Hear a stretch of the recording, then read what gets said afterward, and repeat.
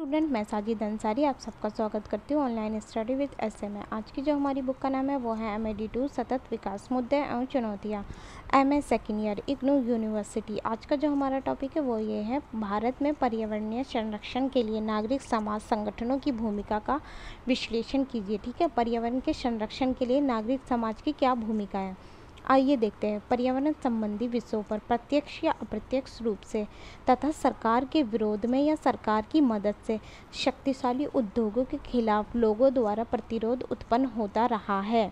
ठीक है, जो बड़े बड़े उद्योग होते हैं, जो बड़े बड़े शक्तिशाली उद्योग होते हैं, बड़े बड़े जो उद्योग होते हैं, जो फैक्ट्रियाँ होती हैं, उनसे क्या होता है, उनके खिलाफ ना लोग आवाज़ उठाते रहते हैं, क्योंकि उनसे ना उन बड़े बड़े उद्योगों से क्या होता है, पर्यावरण दूषित होता है, तो उनके खिलाफ लोग आवाज़ उठाते रहते हैं। या तो कभी वो सरकार की मदद से उठाते हैं, सरकार से उन्हें सहायता मिलती है, कभी कभी ऐसा होता है कि सरकार उनका साथ नहीं देती, या तो वो सरकार के विरोध में वो उठाते हैं। पर समय समय पर इन शक्तिशाली उद्योगों के खिलाफ आवाज़ उठती रहती है। स्थानीय स्तर पर ऐसे ही प्रयासों ने सामुदायिक संगठन जैसे गैर सरकारी संगठनों को जन्म दिया। ठीक है, ऐसे ही क्या है, गैर सरकारी संगठनों का जन्म हुआ है। पर्यावरण नीति निर्माण तथा क्रियान्वयन में गैर सरकारी संगठनों की उपस्थिति बढ़ती जा रही है। ठीक है, पर्यावरण से संबंधित जो भी नीति बनती है, जो भी निर्माण होता है, जो भी कानून नियम जो बनते हैं, उसमें तो ना गैर सरकारी संगठन की ना बहुत ज़्यादा उपस्थिति बढ़ रही है। वो इन नीति के निर्माण में और इनसे पर्यावरण से संबंधित जो भी नीतियाँ बनती है, जो भी कानून बनता है, और पर्यावरण के प्रति जो जागरूकता फैलानी, ये सब ना, क्योंकि ये गैर सरकारी संगठन का एक जाल है, पूरे देश में बहुत ज़्यादा पाए जाते हैं, तो कि ये जागरूकता फैलाने में भी बहुत ज़्यादा मदद करते हैं। इसमें कोई शक नहीं कि गैर सरकारी संगठन ऐसी कार्यवाही में अपनी पूरी कार्य क्षमता तथा कुशलता से महत्वपूर्ण कार्य कर रहे हैं। ठीक है, कि पर्यावरण से संबंधित जो भी काम होते हैं ना, पर्यावरण से संबंधित जो नीतियाँ कानून जो भी बनते हैं, या उसमें अपनी जागरूकता फैलाने में या उससे संबंधित कार्यों में क्या कर रहे हैं, गैर सरकारी संगठन अपनी पूरी लगन के साथ काम कर रहे हैं, पूरी कुशलता के साथ अपना काम कर रहे हैं। गैर सरकारी संगठनों के संबंध में जनसाधारण कि वे सरकारी नीतियों के प्रति आलोचनात्मक रुख अपनाते हैं। पहले क्या था, पहले ये मानता, जनसाधारण ही ये मानते थे कि वे सरकारी नीतियों के प्रति आलोचनात्मक रुख अपनाते हैं। गैर सरकारी संगठनों के संबंध में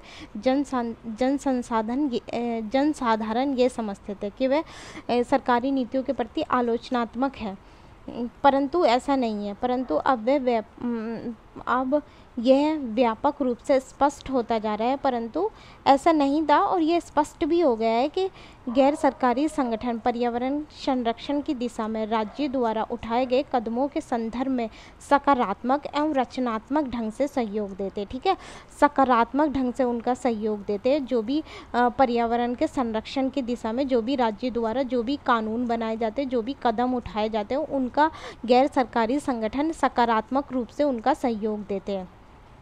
पर्यावरण संरक्षण के संबंध में गैर सरकारी संगठनों की इस सक्रिय भूमिका को हर सहकारी स्तर पर एक नागरिक सद्गुण की दृष्टि से देखा जा रहा है। पर्यावरण के संरक्षण के संबंध में ना गैर सरकारी संगठनों को इस सक्रिय भूमिका को सहकारी स्तर पर नागरिक सद्गुण की दृष्टि से देखा जा रहा है। उनका एक सद्गुण दिखाई दे रहा है, जो ये पर्यावरण संरक्षण में जो गैर सरकारी संगठन अपनी इतनी भूमिका दे रहे हैं, भूमिका निभा रहे हैं ना, तो वो एक नागरिक सद्गुण की दृष्टि से उन्हें देखा जा रहा है। नेक्स्ट पॉइंट है, पर्यावरण कानून निर्माण की वार्ता से लेकर सर्वेक्षण तथा क्रियान्वयन तक प्रत्येक स्तर पर गैर सरकारी संगठन अपनी भूमिका निभा रहे हैं।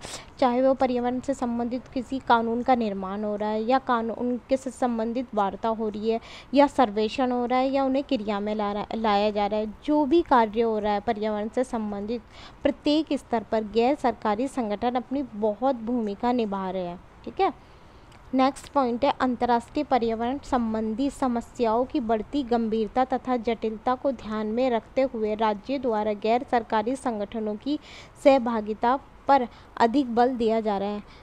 अंतर्राष्ट्रीय स्तर पर भी अंतर्राष्ट्रीय पर्यावरण संबंधी समस्याओं की बढ़ती गंभीरता, अंतर्राष्ट्रीय स्तर पर पर्यावरण से संबंधित जो समस्या है वो बढ़ती जा रही है और उनकी जटिलता को देखते हुए राज्य द्वारा गैर सरकारी संगठनों की सहभागिता पर अधिक बल दिया जा रहा है। मतलब अंतर्राष्ट्रीय स्तर पर पर्यावरणीय समस्या बहुत ज़्यादा बढ़ गई है, उसकी ये समस्या बहुत जटिल होती जा रही है, बहुत गंभीर होती जा रही है। तो इसमें क्या है, राज्यों ने गैर सरकारी संगठनों की सहभागिता पर अधिक बल दे दिया है। इन सारी पर्यावरण की इतनी गंभीर समस्या को देखते हुए राज्य क्या कर रहे हैं, गैर सरकारी संगठनों की सहभागिता पर अधिक बल दे रहे हैं, उनका ज़्यादा से ज़्यादा सहयोग ले रहे हैं। इसके कारण ये है कि इससे इन मामलों को नियंत्रित करने में सहायता मिलेगी, क्योंकि अगर जो वो ज़्यादा से ज़्यादा गैर सरकारी संगठनों की सहायता लेंगे, उनका सहयोग लेंगे, तो इससे क्या होगा, जल्दी से इन मामलों को नियंत्रित करा जाएगा। उदाहरण के लिए जैसे रचनात्मक भागीदारी, नीति निर्माण में सलाह, क्रियान्वयन में नज़र रखना, नीति अनुमोदन के खतरे को कम करना तथा सरकार एवं जनसाधारण के बीच सकारात्मक समन्वय स्थापित करना। जैसे कि रचनात्मक भागीदारी की, नीति निर्माण में सलाह लेना, क्रियान्वयन में नज़र रखना कि कार्य ठीक से हो रहा है, वो लोग कार्य कर रहे हैं, ठीक से नहीं कर रहे हैं, इन सारी चीज़ों में नज़र रखना, नीति में अनुमोदन लेना, उनकी राय लेना और खतरे को कम करना तथा सरकार एवं जनसाधारण के बीच सकारात्मक समन्वय, सरकार और जनसाधारण के बीच सकारात्मक समन्वय स्थापित करना। इन सारी चीज़ों में गैर सरकारी संगठन महत्वपूर्ण भूमिका निभा रहे हैं। अंतर्राष्ट्रीय कूटनीति से संबंध में जो पहले सिर्फ राज्य प्रशासन गतिविधियों का क्षेत्र था, उसमें भी गैर सरकारी संगठनों की भूमिका निरंतर बढ़ती जा रही है। अंतर्राष्ट्रीय कूटनीति से संबंध में जो पहले सिर्फ राज्य प्रशासन गतिविधियों का क्षेत्र था, परंतु अब उसमें गैर सरकारी संगठन की भी भूमिका बढ़ रही है। ठीक है, अंतर्राष्ट्रीय कूटनीति में अब गैर सरकारी संगठनों की भी भूमिका बढ़ रही है। पहले सिर्फ ये राज्य प्रशासन की गतिविधियों के अंदर आता था। अब प्रत्यायन की प्रक्रिया के माध्यम से संयुक्त राष्ट्र वार्ताओं में भी गैर सहकारी सहभागिता का प्रावधान हो गया है। ठीक है, अब प्रत्यायन की प्रक्रिया के माध्यम से संयुक्त राष्ट्र वार्ताओं में भी गैर सरकारी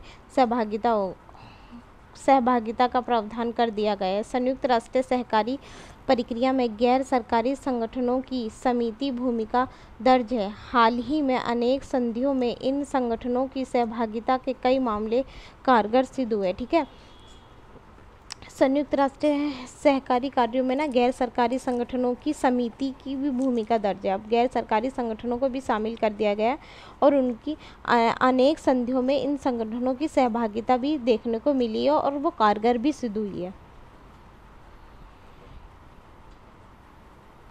1970 से पहले क्या था, गैर सरकारी संगठनों का बहुराष्ट्रीय पर्यावरण संधि में प्रवेश वर्जित था। ठीक है, 1970 से पहले गैर सरकारी संगठनों का बहुराष्ट्रीय पर्यावरण संधि में प्रवेश नहीं था, उन्हें मनाही थी तथा इस दिशा में अनेक योगदान को नज़रअंदाज किया जा रहा था।